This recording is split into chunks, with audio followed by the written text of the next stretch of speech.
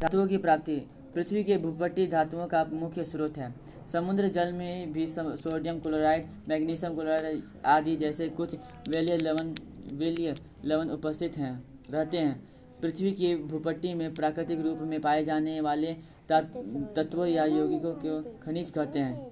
कुछ स्थानों में खनिजों में कोई विशेष धातु काफ़ी मात्रा में होते हैं जिसे निकालना लाभकारी होता है। इन खनिजों को अयस्क कहते हैं। धातुओं का निष्कर्षण।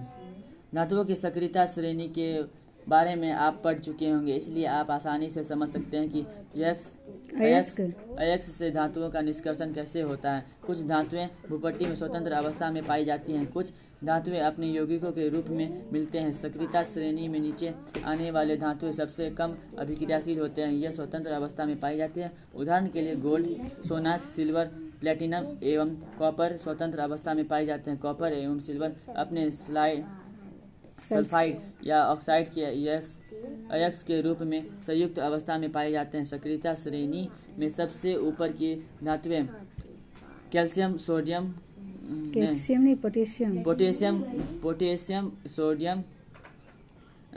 कैल्शियम, मैग्नीशियम एवं एल्यूमिनियम इतने अधिक अभिक्रियाशील होते हैं कि यह कभी भी स्वतंत्र तत्व के रूप में नहीं पाया जाता। सक्रियता श्रेणी के मध्य की धातुएं zinc, iron, phosphorus, lead, phosphorus, P से होता है फास्फोरस, लेड आदि की अभिक्रियाशीलता मध्य होती है। पृथ्वी की भूपट्टी में यह मुख्यतः ऑक्साइड, सल्फाइड या कार्बोनेट के रूप में पाए जाते हैं। आप देखेंगे कि ऑक्सीजन की अधिक अभिक्रियाशीलता एवं पृथ्वी पर इसकी प्रचुर मात्रा में पाए जाने के कारण ऐसा होता है। इस कारण अभिक्रियाशीलता के आधार पर हम धातुओं को निम्न 3 वर्गों में विभाजित कर सकते हैं। निम्न अभिक्रियाशील धातुएं, मध्य अभिक्रियाशील धातुएं, उच्च अभिक्रियाशील धातुएं। प्रत्येक वर्ग में आने वाली धातुओं को प्राप्त करने के लिए विभिन्न तकनीकों का उपयोग किया जा सकता है। यह अयस्क में शुद्ध धातुओं का निष्कर्षण कई चरणों में होता है। इन चरणों का सारांश चित्र 3.10 में दिया गया है। निम्न भागों में प्रत्येक चरण की विस्तृत चर्चा की गई है। ये पढ़ो। Potassium, sodium, calcium, magnesium, aluminium ये विद्युत अपघटन है। Zinc, iron, lead, copper, carbon के उपयोग में अपचयन, सोना, गोल्ड, सिल्वर प्राकृतिक अवस्था में उपस्थित।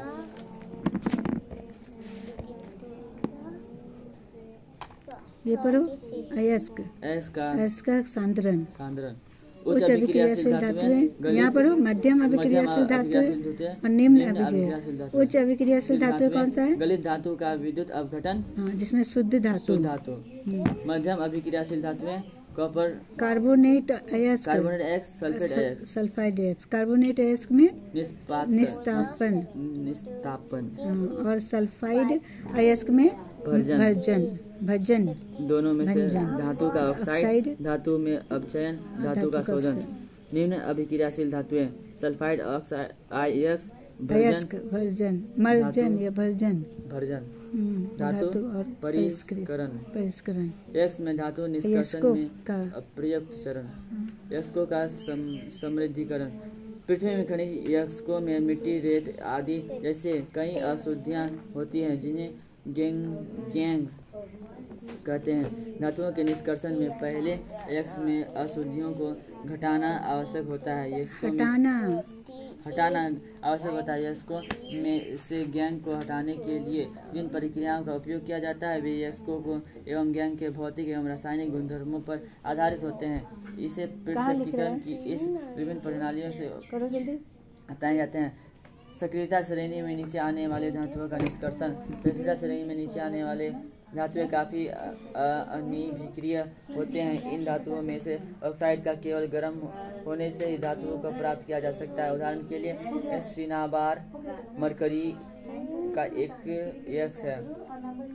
वायु में गर्म होने के कारण सबसे पहले मर्क्यूरिक ऑक्साइड में परिवर्तित होता है और अधिक गर्म होने पर यह मर्क्यूरिक ऑक्साइड मरकरी में अपचयित हो जाता है।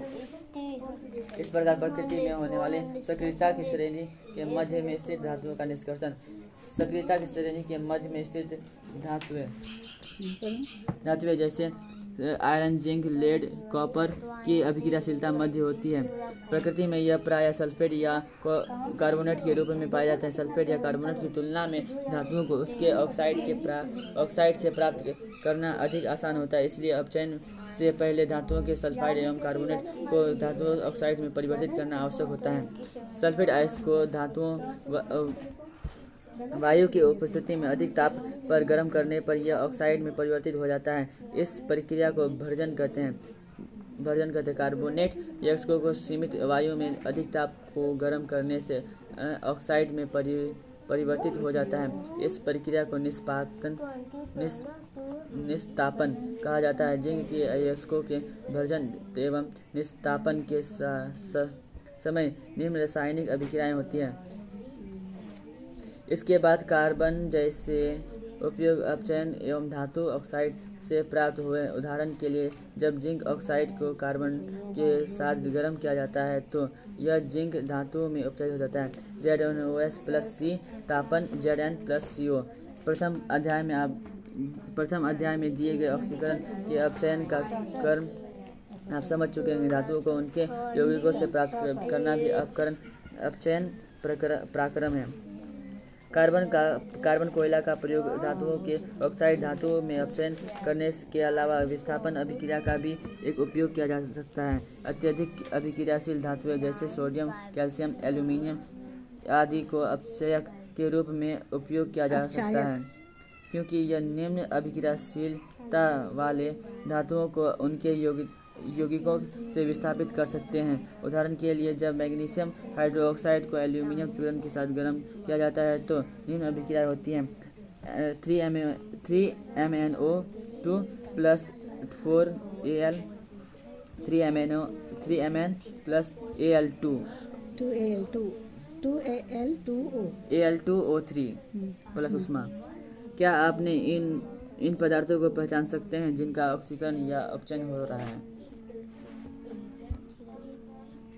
यह विस्थापन अभिक्रिया अत्यधिक ऊष्माक्षेपी होती है। इसमें उत्सर्जित ऊष्मा की मात्रा अत्यधिक होती है कि धातुएं गलित अवस्था में प्राप्त होती है। वास्तव में आयरन ऑक्साइड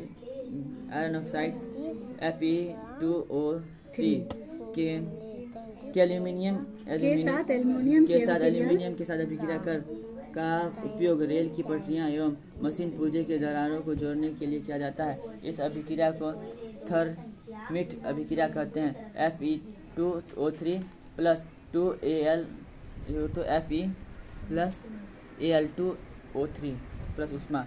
सक्रियता श्रेणी में सबसे ऊपर स्थित धातुओं का निष्कर्षण। अभिक्रियाशीलता श्रेणी में सबसे ऊपर स्थित धातुएं अधिक अभिक्रियाशील होते हैं।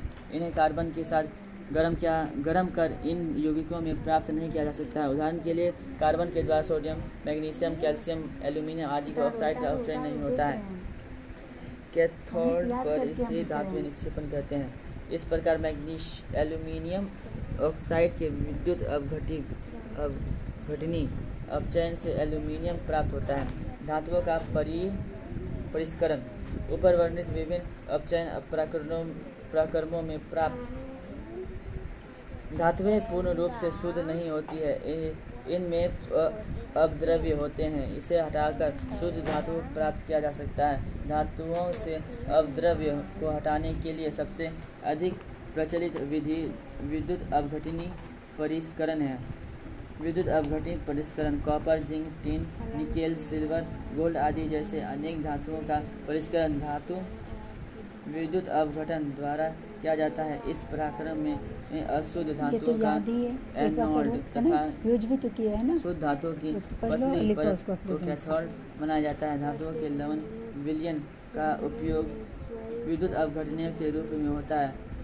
इस चित्र 3.12 के अनुसार अपकरण व्यवस्थित किया जाता है। विद्युत अपघटनीयों में प्रवाहित किया गया एनोड पर स्थित अशुद्ध धातुओं पर किया जा सकता है। विलय अशुद्धियों विलयन में चली जाती है तथा अविलय अशुद्धियाँ एनोड तली पर निक्षेप हो जाती है, जिसे एनोड पंख कहा जाता है। ये पढ़ो तो तांबे का विद्युत अवघटनी परिष्करण। अम्लीकृत कॉपर सल्फेट का विलयन विद्युत अवघटनीय है। शुद्ध ताप एनोड है। जब शुद्ध तांबे की पट्टी कैथोड पर कार्य करता है, विद्युत धारा प्रवाहित करने पर शुद्ध तांबा कैथोड पर निक्षेप हो जाता है।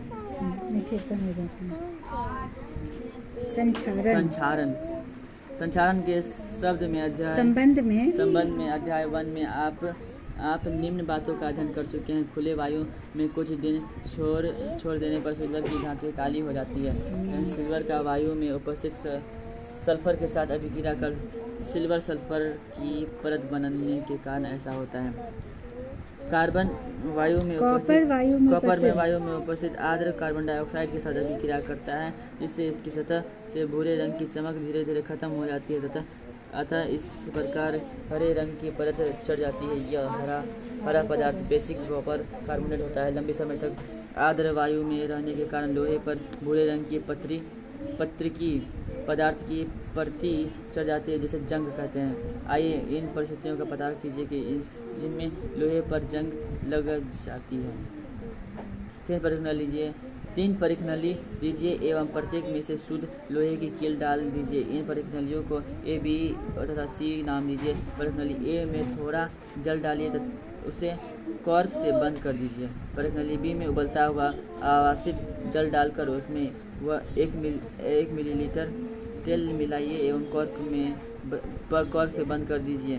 तेल जल पर तैरने लगेगा एवं वायु में विलीन हो सकता है। परिखनली C को थोड़ा निर्जलीय कैल्शियम कार्बोनेट को डालकर उससे कॉर्क में बंद कर दीजिए। निर्जलीकरण कैल्शियम क्लोराइड वायु की नमी को सोख लेते हैं। इन परिखनलियों को कुछ दिन छोड़ देने के बाद उनका परिक्षेपण कीजिए। आप देखेंगे कि परिखनली A में रखे लोहे के कील पर जंग लग गया है, किंतु परिखनली B और C में रखी कीलों में जंग नहीं लगा। परिखनली A की कील वायु एवं जल दोनों के साथ संपर्क में रहती है, परंतु A की कील केवल जल के संपर्क में रहती है एवं परिखनली C में सूक्ष्म वायु के संपर्क में रहती है। इससे जल के वस्तुओं में जंग लगने की अव्यवस्थाओं के बारे में हम क्या कह सकते हैं? संचारण से सुरक्षा। पेंट करके तेल लगाकर ग्रीस लगाकर लोहे की वस्तुओं पर जस्ते की परत चढ़ाकर क्रोमियम लेपन एनोडीकरण या मिश्रित धातु बनाकर लोहे की जंग को लगने से बचाया जा सकता है। लोहे एवं इस्पात जंग को सुरक्षित रखने के लिए उनसे जस्ते की पतली पर चढ़ाने की विधि को यस्तालेपन कहते हैं। यसद लेपन कहते हैं। जस्ते के परत को नष्ट हो जाने के बाद भी यसद लेपन वस्तु जंग से सुरक्षित रहता है।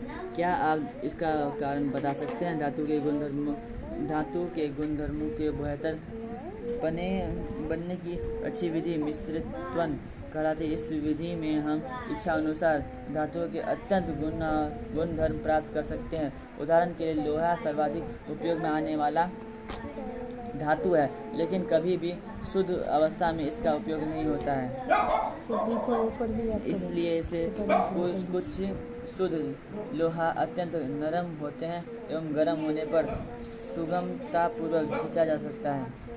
लेकिन यदि इसमें थोड़ा कार्बन डाला जाए तो मिला दिया जाए तो यह कठोर एवं प्रबल हो जाएगा। लोहे के साथ निकेल एवं क्रोमियम डाला जाए तो स्टेनलेस स्टील इस्पात प्राप्त होता है, जो ठोस होता है तथा इसमें जंग नहीं लगता है। इसी प्रकार लोहे के साथ कोई अन्य पदार्थ मिश्रित करने से तो इसका गुणधर्म बदल जाता है। वास्तव में कोई अन्य पदार्थ मिलाकर किसी भी तत्व को गुणधर्म को बदला जा सकता है। यह पदार्थ धातु या अधातु कुछ भी हो सकता है। धातु या दो से अधिक धातुओं के समागमी मिश्रण को मिश्रातु कहते हैं। इस तैयार करने के लिए पहले मूल धातु को गलित अवस्था में लाया जाता है एवं तत्पश्चात दूसरे धातुओं को एक निश्चित अनुपात में इसमें मलिन किया जाता है। फिर इसे कमरे के ताप पर किया जाता है। मलिन क्यों पड़ा? विलीन किया जाता है। फिर इसे कमरे के ताप पर शीतलीकृत किया जाता है। क्या आप जानते हैं शुद्ध सोने को 24 कैरेट कहते हैं। यदि यह काफ़ी नरम होता है इसलिए आभूषण बनाने के लिए यह उपयोग नहीं होता है। इससे कठोर बनाने के लिए इसमें चांदी तथा तांबे मिलाया जाता है। भारत में अधिकांश आभूषणों बनाने के लिए 22 कैरेट सोने का उपयोग किया जाता है। इसका तात्पर्य यह है कि 22 कैरेट भाग शुद्ध सोना, 2 भाग तांबा तथा चांदी का मिलाया जाता है।